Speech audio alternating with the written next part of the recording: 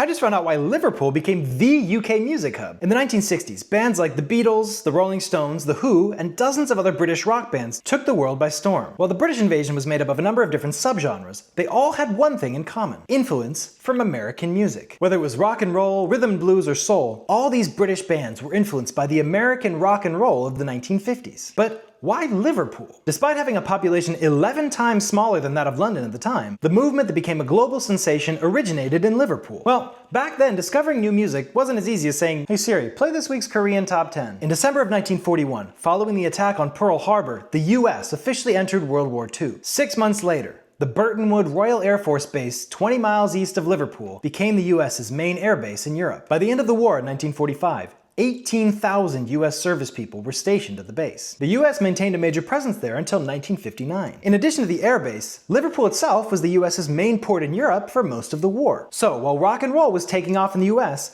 the largest concentration of Americans in the UK was living around and transiting through Liverpool. And you can be sure that that diverse group of young Americans brought their favorite music with them. Among the first Liverpudlians to hear this new music and make something brand new out of it was John Lennon and Paul McCartney. And the rest is history. Did you know that for 300 years, the official language of England was French?